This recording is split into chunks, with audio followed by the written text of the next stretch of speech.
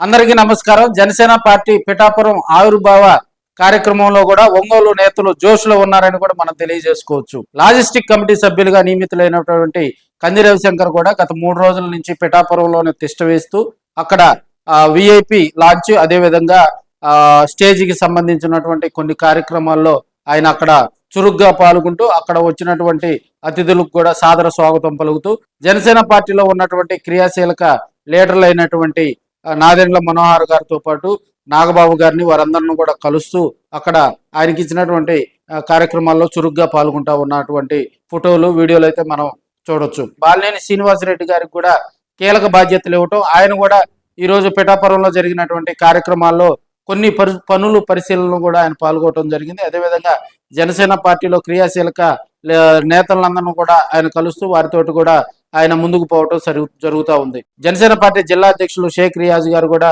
ఆయన పిఠాపురం వెళ్ళి దాదాపుగా 3 రోజుల నుంచే ఆ కార్యక్రమాలను చక్కబెడుతున్నట్టు కూడా మనకు తెలుస్తూ ఉంది.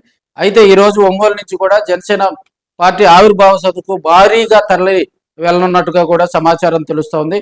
ఒకవైపు బాలినేని వర్గం దాదాపుగా 20కి పైగా కారుల్లో కూడా వారు బయలుదేరేందుకు రంగం సిద్ధం చేసుకున్నట్టుగా కూడా తెలుస్తుంది. అంటే కార్పొరేటర్లు, అదేవిధంగా ఈ మధ్యకాలంలో జనసేన పార్టీలో చేరినటువంటి బాలినేని వర్గంతో పాటు మరికొంతమంది బాలినేని అభిమానులు కూడా ఆ పార్టీ ఆవిర్భావ సదస్సుకు పాల్గొనేందుకు కూడా ఆయన కార్యాచరణ రూపొందించినట్టుగా కూడా తెలుస్తుంది.